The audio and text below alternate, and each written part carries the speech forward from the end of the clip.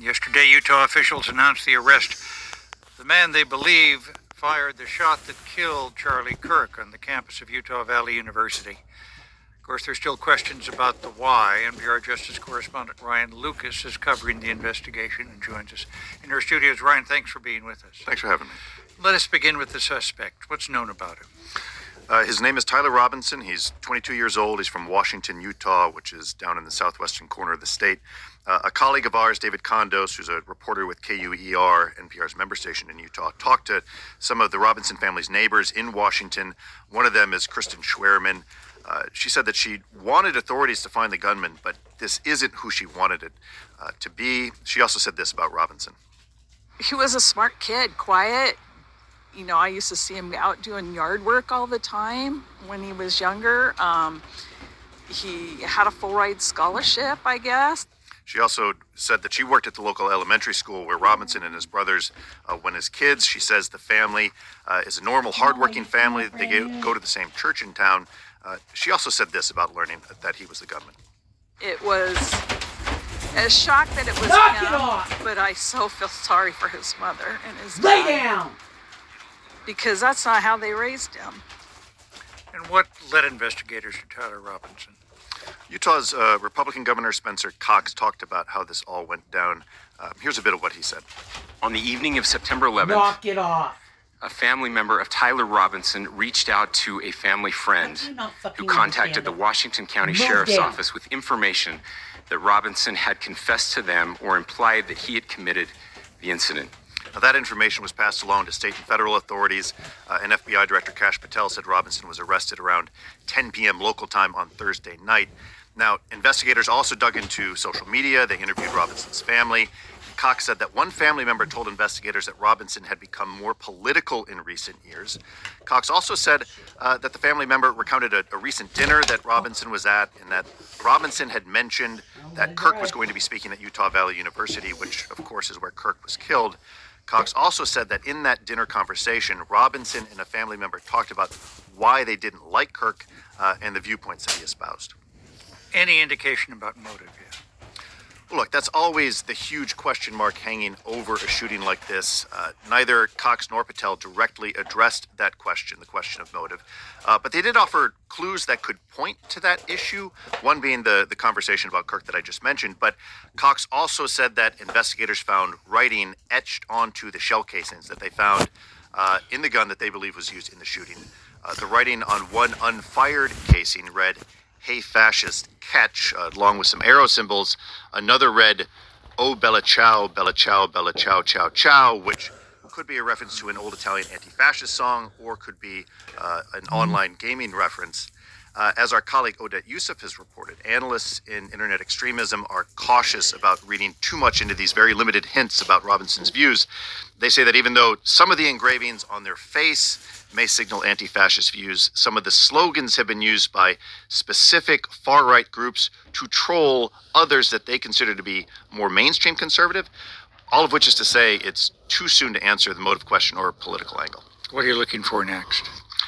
Well, obviously, the motive question is really the big one hanging over all of this. Investigators are going to be going through Robinson's phones, his internet search history, his social media, interviewing more people who knew him to try to get a sense of that, and it's going to take time.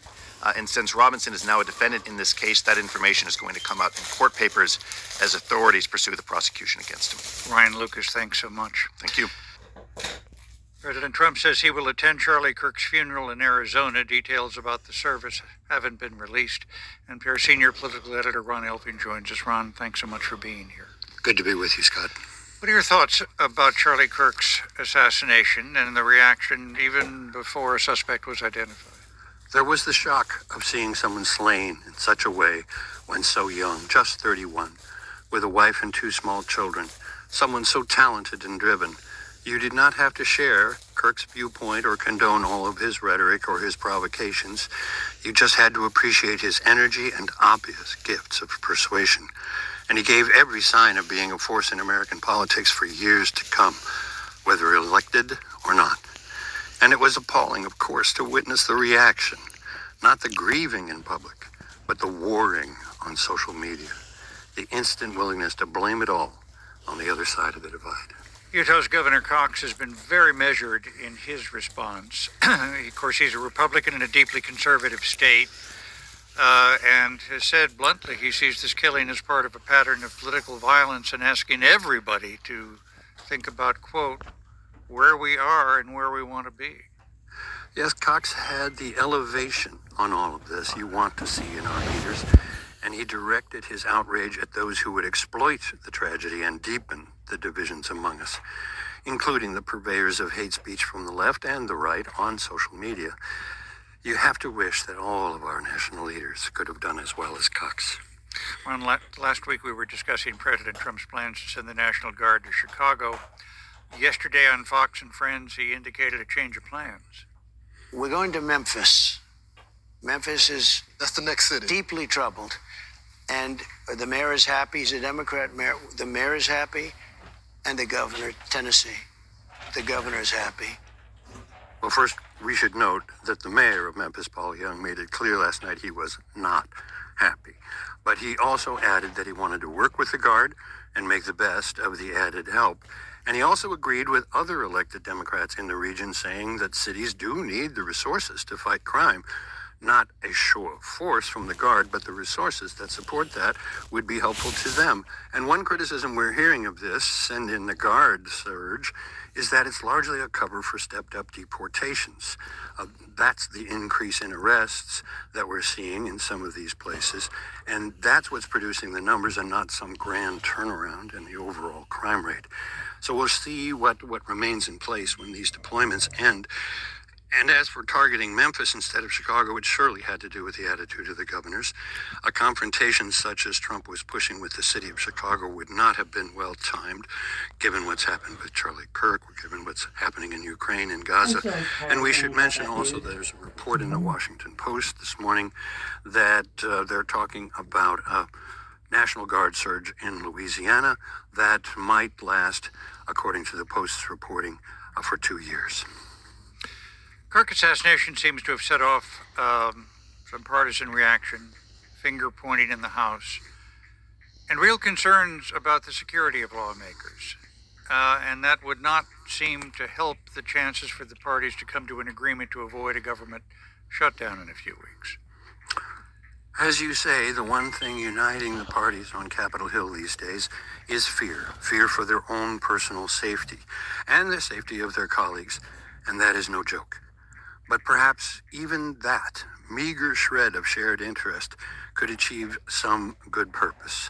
Congress needs to achieve a compromise to fund the government and all its programs past the end of the fiscal year, which is September 30th. The Charlie Kirk moment could make that kind of compromise impossible, or it could make such a compromise so imperative that members of Congress would see it that way too. NPR's Ron Elving, very good to speak to you as always, but especially this week. Thanks so much. Thank you, Scott.